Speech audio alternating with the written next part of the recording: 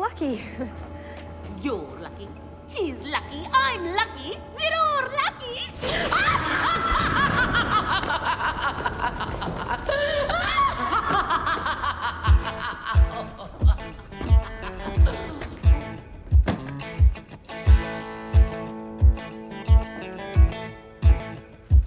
It's astounding, time is fleeting. Madness takes its toll. But listen closely, not for very much longer. I've got to keep control. So I'll remember I'm doing the time warp, drinking those moments when the blackness would hit me and the void would be gone.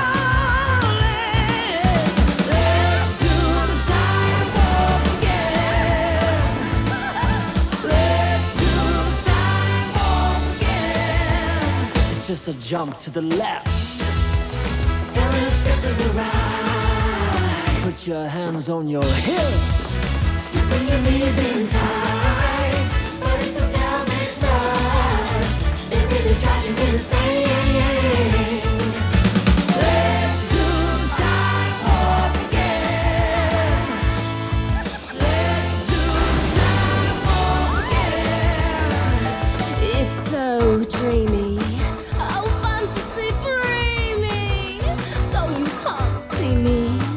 No, not at all. In another dimension, with voyeuristic intention, well secluded. Oh, I see all. Hello.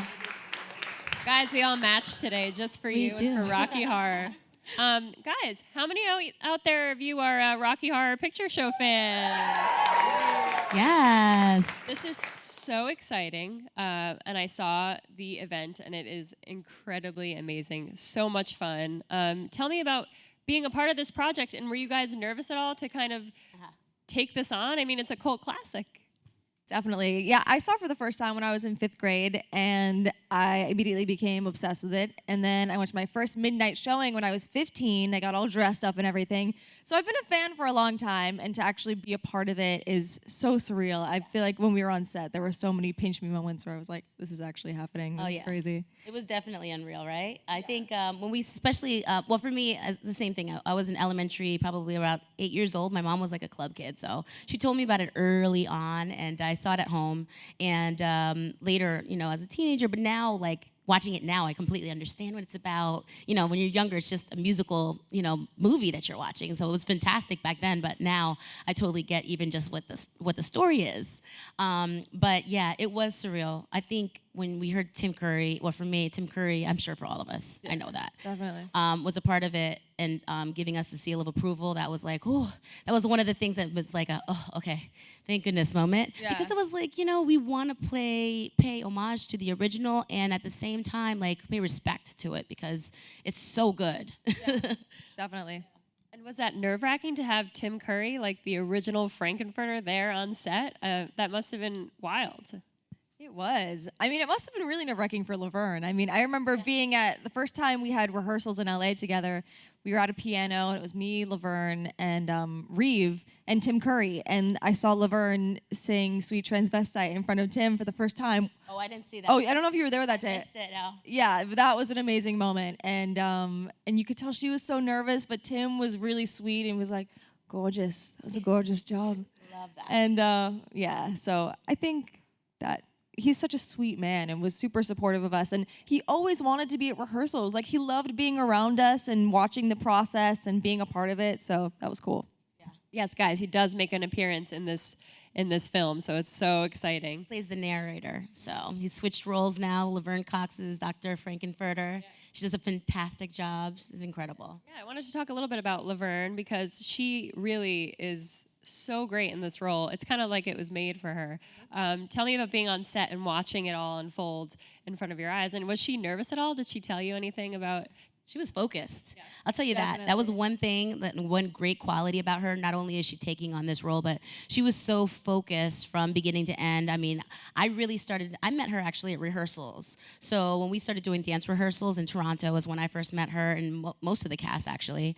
You know, she would, between takes, or between like lunch breaks and stuff, she was either in her room listening to some kind of music or getting inspired by Beyonce or opera music or rock and roll music and heavy metal music, and then she's dancing and singing constantly, but it's all within the craft of becoming Dr. Frank-N-Furter. So she was very focused, even on our time, like at the end of the day, I'm the turn-up queen, so I was always like, everybody, let's go party, let's go hang out. And I thought it was really necessary because we are the transsexual,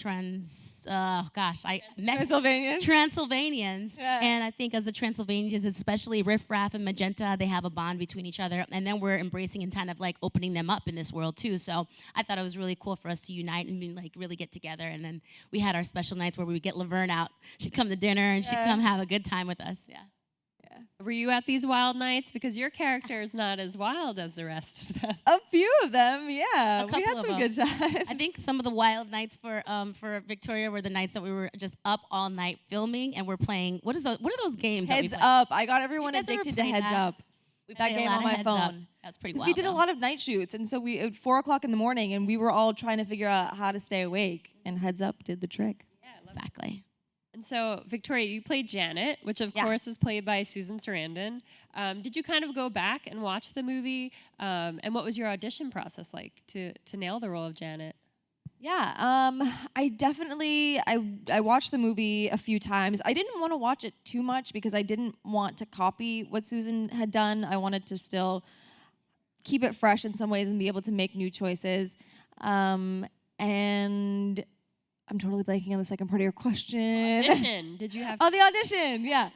The audition was cool. Yeah. I mean, as soon as I heard that they were remaking it, I called my agent and I was like, I have to be a part of this. Like, you don't understand. I need to be in this. And yeah, I had my first audition for Kenny Ortega and for Lou Adler.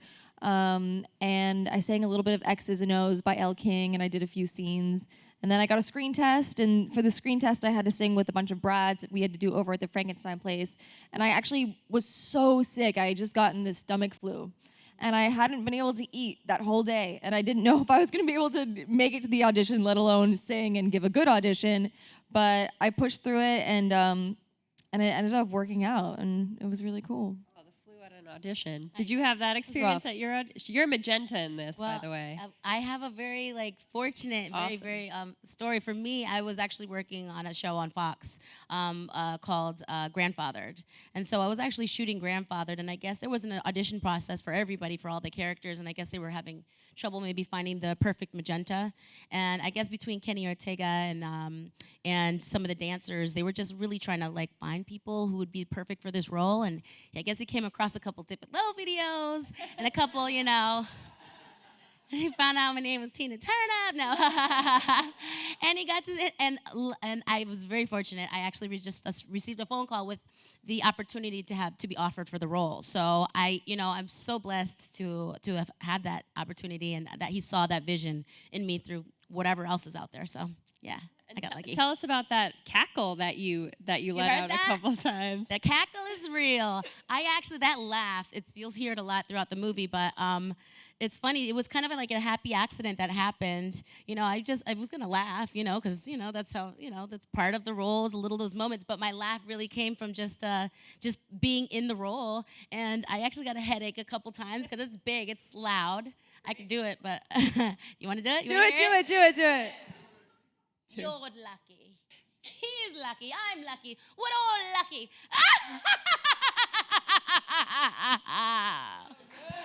So good. That So is funny, Halloween. like a witch. I think that comes from watching The Wizard of Oz as a kid. I know, The it's witch so had that funny. laugh. We got to get you in a horror movie. I mean, this is My face looks so crazy when I do it too. Every time. You can't do it pretty.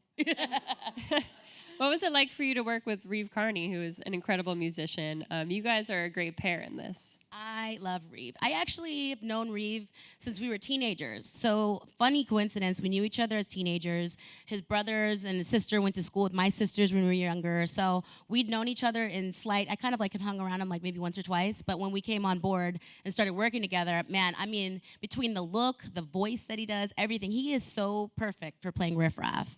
And he's just the most chill, like most amazing person. He's got this cool weirdness to him that is like so Totally. perfect. Like Yeah. the way that he dresses, like he finds, I don't know. He's very quirky. He is. But also one of the sweetest people that you'll ever meet, and one of So the most sweet. insanely talented people you'll ever meet. Like, he does everything. Yeah, he would like be making beats like in his room, had the whole like screen and everything, making beats, and just like everything that he says, it's like there's this charm to it, and it's just so awkward and so honest and so real that it's like you could only love him. He's amazing. Yeah, I want to get a quick plug-in for him because I want Yeah. to support him. But Please do, he just yeah. released his own solo album. It's called Youth Is Wasted, Boom. and he produced it. He wrote every song. He plays every instrument. It's incredible. So go check it out on iTunes. Yeah, I highly suggest that.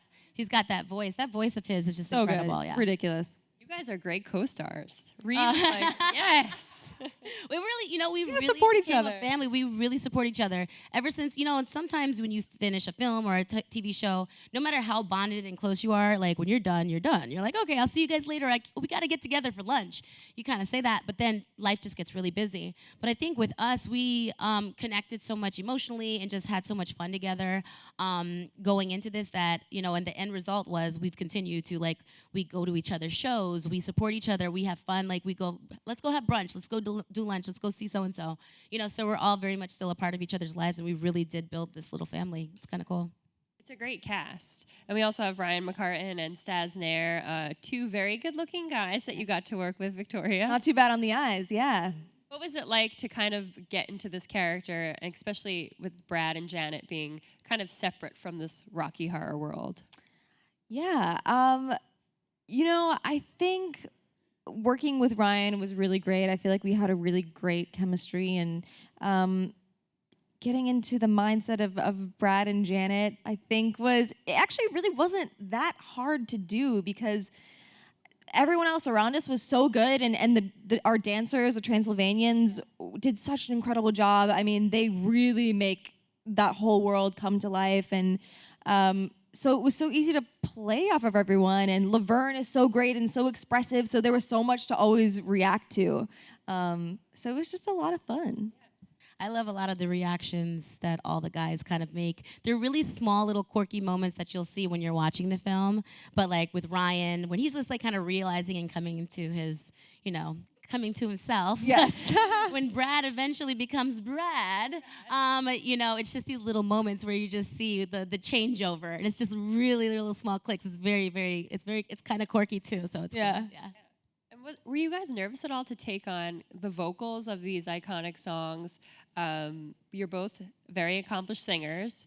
We'll get to that later because I want to know what you guys are up to with your music careers. But what was it like to kind of bounce into Rocky Horror Picture Show, knowing it's such a classic, and take on the vocals for these big songs? Yeah, definitely. I mean, these songs are so timeless and already so iconic, and so I wanted to be able to do them justice, pun intended. Totally. And I feel like Susan already laid out such a beautiful groundwork, and I loved the high falsetto of Janet, and I wanted to keep that. And but yeah, I mean, I think it's definitely a little bit nerve-wracking stepping into the booth and being like, okay, I'm taking a stab at singing "Touch Me" right now, the song that millions of people love just the way it is, and I hope I can bring something cool and exciting to it. But I think more than anything, I was just like a kid in a candy shop. It was just so exciting to be doing all these songs. And I think for me, like I said, I kind of got I didn't even have the opportunity to audition. So when the role came along, I immediately was in the studio. So when I was in the music studio with Cisco Adler, I also had to find my character, because we recorded first, so I had to see, figure out her accent, things like that, because whatever I was going to do then was going to be what I was going to have to sing to track when we were filming the movie. So that part was scary. It was, because I knew the original, and I was like, well, should I just sing it exactly like the original? And what is my accent going to be that I can do while I'm, saying my lines as well? And Cisco really pulled that out of me. He pulled it out of me. He was like, it was a build. It was like every time I recorded it, it was like, okay, let's do it again. All right, now let's do it again. I found myself, and I was like, all right, let's do it again. Yeah. And I was like excited, and I'm finding the accent, and I'm screaming, and I'm finding my rock voice. It was cool. So yeah, I was definitely nervous about that. And Time Warp is by far like one of the biggest songs that Magenta sings, and that's her moment to shine. So that was the first one I worked on, and then after that, it just said everything for everything else. It set it up. We saw a little glimpse of that. Thank you. You did too. Thanks. Her voice is incredible. Incredible. Aw, thank everything. you. I mean, acting, everything. Everybody did such a great job. We all really supported each other in our roles. But I had no idea what a beautiful voice, that she had. Aw, everybody, thank even you. Laverne. And I had something else to say. I was just gloating about you. But yeah, it was more about you. But all good things. Everybody in this is a great singer. There's a light. Oh my gosh, I love her voice on that song. Oh, thank you. Yeah, that's what I would have her, her vocals and her singing the song in my head when I was at home, when I wasn't filming. So she sounds really good. Oh, that's so sweet. Thanks. Yeah, this co-star love is really getting to me. You also had Adam Lambert make a nice little cameo. He kind of takes on the role that Meatloaf had in the original. What was that like working with him? Another powerhouse vocal. Oh my God, amazing. I was so excited to hear his vocal on the track. And as soon as I heard it, I was just like, oh my God, are you kidding me? This is incredible. There's a part in the song that he sings where he goes, it felt pretty good, yeah. Like, I'm telling you, when you hear his version of it, remember that part, because it's my favorite. The way he says it is so great. It's so great. I'm obsessed with it. And Ryan McCartan and I had this inside joke. Every time we would hear that, we'd just look at each other and be like, it felt pretty good, yeah. Funny. I got chills thinking about all that. I found out, so did Reeve Carney, so did Laverne, everybody, when Adam got to the set. So we all turned into instant fans. We were just so happy to see him and for him to bring his energy onto the set too, like him with the motorcycle and the facial expressions. Yeah. I loved it. It was so much fun watching him perform. It was like I got to, because Brad and Janet are just watching Eddie do his thing, so I didn't really have to have any acting necessary. I was just like watching this, and he, every take, he just brought something new. He had so much energy. He was wrapping the microphone cord around him and just sticking his tongue out. It was just so into it. It was just amazing to watch such an incredible performer. It's, what's great about it too is we all have experienced musical theater in some way or another. And with musical theater, every night it's kind of the same. You have to give the same performance. You can't move out of place, none of that. Everything's which you kind of have to do because nobody wants to bump into each other. But the sense of freedom when you're doing it on a film and character and personality, and especially for Rocky Horror Picture Show, everybody just stepped up and kind of just brought some new energy. And it was when he was there, it was like a party. It was for sure like a party that day. Was the choreography with the camera and everything tricky for you guys, or was it kind of just like a free set where you could kind of do whatever you wanted? Time warp. Yeah. Time Warp. Time Warp was a beast. Yeah. Time warp was a beast because you have, how many dancers? We had 20 or 30 dancers. 20 or something, I think. Yeah, and we have this giant big rig. There's some new additions to it that are added, and so sometimes that's depending on the angles and whatever the vision that Kenny wanted to create, so that you can catch that on camera.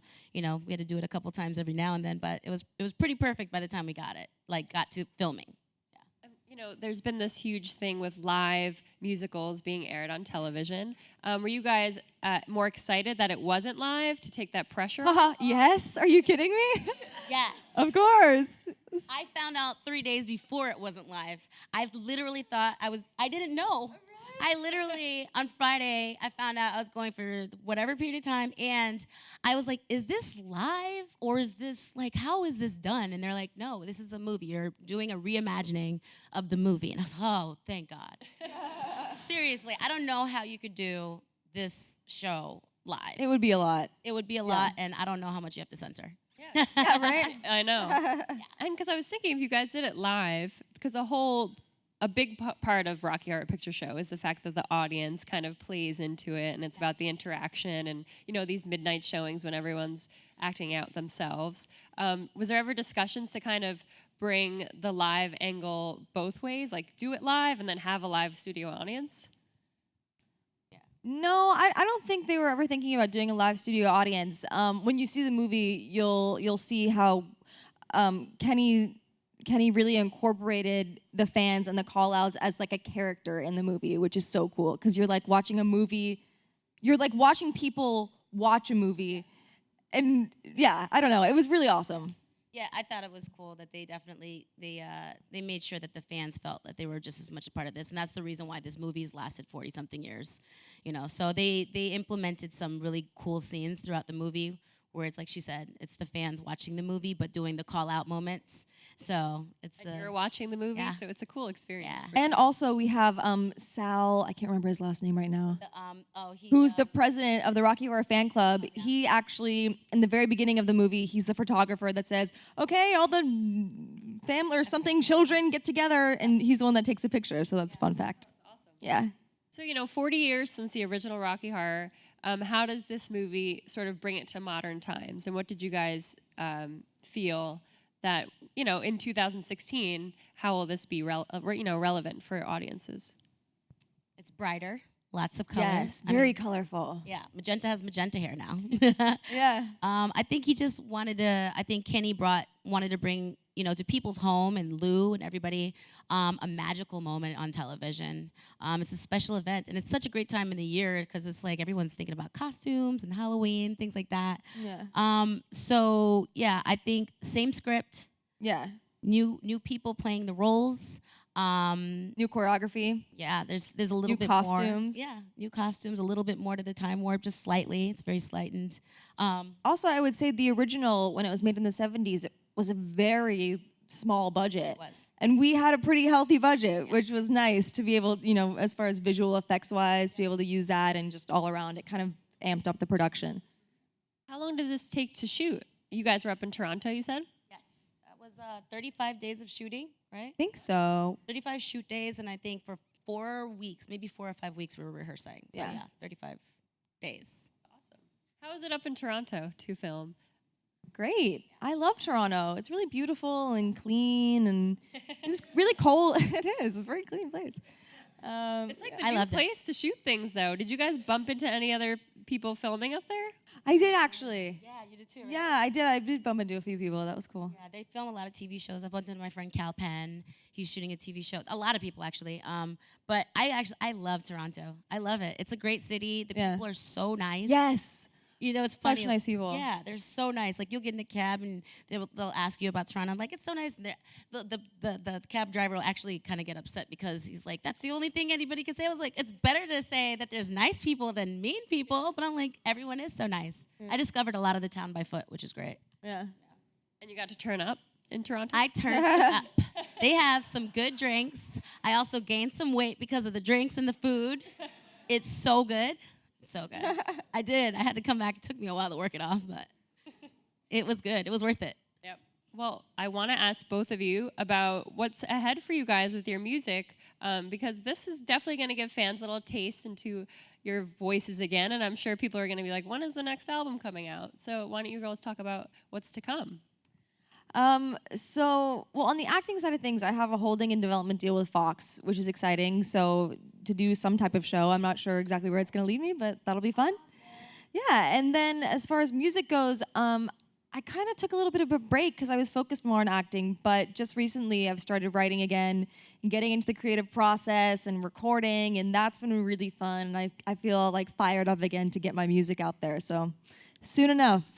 I'll be listening. We'll be supporting. I'll be plugging her album next time. Ditto. Right? I just put out a 4-song EP a couple, like maybe 6-7 months ago, called For You, and I'm just currently on the road performing the records from the EP, and I'll be going to New Zealand and Australia next month, and I'm hitting the studio right now too. So looking to do more of like an international sound because I have a lot of international fans, and anything that'll take me to go party in Ibiza. Yeah. I'll just have to make the music. You better be performing that Kim Possible theme song, because They made a dance version of it, by the way, and it's pretty rocking. It's actually really good. That's that'd be great to perform in Ibiza. I should do that. Kim Possible. I gotta add that to my list now. Yeah, Didn't think about it. Credit me, Lieblich. Boom, her fun. All right, I'm going to pass it off to the audience for some questions. Hi, ladies. Hi. My question to you is, if there was an opportunity to audition for the Broadway version, would you ladies take the opportunity to do the Broadway version? At this point, I totally would. I would love it. I'd be like, I got this down. I got it. I'm down. I'm totally with it. But yeah, if there was an opportunity to audition for the Broadway role and I had the time to do it, I'd be all for it. It could be fun to do it. I mean, Broadway's so much work, though. That's the only thing that kind of scares me a little bit. It's an intense schedule, but I mean, it's such a fun musical. I think it would be a cool experience to see how the audience in like a theater would react with it. Yeah, ladies, that's live now. You said you were scared to do it live. That's live every night. Now I finally did it, so I'm good now. I've got my lines memorized. I got the accent down. It took me about 5 weeks to get the accent down. I had like 5 different accents every now and then, but I got it now. Hi, how are you? Hi. So watching the original movie, what was your favorite part, and which part would you watch over and over again? And acting it, which part was your favorite to act, and what would you like to you would act it nonstop? Okay, so watching the original movie, I think my favorite parts would have to be Time Warp. It's just such an epic moment. And then Touch Me was always a favorite part of mine. And then when we were actually filming it, I would have to say that my favorite thing to film was probably, I love doing Touch Me, and also when we did Don't Dream It, Be It, which you unfortunately weren't in that pool scene, but we're all in this pool together. And the pool was actually, it was supposed to be heated, but it was not heated by any means. But I had just never filmed a scene like that because it was just like very sensual, and we were all like kissing each other and rubbing each other, and it was crazy. And I did my first ever underwater kiss. It was just like I was in another world. I was like not myself. We were just like floating around. Welcome to Transylvania. Yeah. Yeah. I say in the original, my favorite scene, I love the dinner table scene. When the dinner table, it's kind of awkward. They're all sitting there. And when they discover that they're eating Eddie, that one always, the one time I watched it at 8 years old, that was the scene I always remembered. So that scene is pretty infamous to me, and it stayed in my head. And it was actually pretty much, it was a long day, but we shot that scene and we had so much. I'd say it's one of my favorite scenes because in one shot we had to shoot the scene where, because there was a full table full of like plates and everything was on the table, the meat, everything. And Laverne, we practiced it enough, but we didn't get to like really practice it for real. She pulls off the what is that, like a tablecloth, and you discover there's Eddie under there, and we got it in one take. We were so happy. So yeah. It was also a lot of pressure on me because I remember it was the last shot of the night, and it was a one-take thing, and we'd been there forever, and I had one chance to get the slap right where she slaps me and Janet spins around, and I was like, please help me, God. If I don't get this, they're gonna have to reset this entire tablecloth, and I would have ruined everyone's night. Yeah, and so it thankfully was like it worked out. too. It was like 10 o'clock in the morning. We were Yeah, ready to go home. yeah. It was a long day. That was one She of my killed favorite it. scenes that you guys did. Yeah. Oh, You awesome. really cut that meat. Good girl. You saw that? Put those slabs on the plate. You'll see. Tomorrow. All right, we have time for one more. Hi, ladies. So when I think of Rocky Horror, I automatically think of Halloween. So what is your favorite Halloween tradition? Tradition. Trying to think. Favorite Halloween tradition. I mean, I love like dressing up, of course. I love dressing up. I do like to dress up. I have a daughter. She's 6 years old, named Violet. And so, yeah, she brought new life to me for Halloween all over again. So I do enjoy dressing her up in whatever she wants to do, which is usually like 3 different costumes in a week. Yeah, she changes it up. And taking her trick-or-treating. Yeah, that's my favorite. That is definitely every year. It has been done and will always be done, I'm sure. What do you Have any costume ideas? Yeah. Oh, my costume? Yeah. If I say, Violet. people are going to do it too, and I want to be the only one. Right? Yeah. Okay. Well, I won't say it yet. You'll see. But yeah, it'll be kind of scary. I'm going scary this time. Scary and sexy. Well, now Victoria's not going to share hers. Victoria, what are you I gonna be? know, and I'm like, I'll just tell you guys. I think I'm gonna be Beetlejuice. How Which cute! will be fun. Yeah. You're channeling your. I know. I'm already like Beetlejuice. halfway there. do that. That would be really cool. I like awesome. that. There's a lot- Anybody feel free to be Magenta or Dr. Frank-N-Furter? Yes, do Yeah. it. Some Be Janet. Janet and Brad. I think that would be cool to see a couple people running around like that. Well, I'm sure after all of you watch it on Thursday, right, 8 p.m., you're going to want to dress up as all these iconic characters because we've missed them for sure.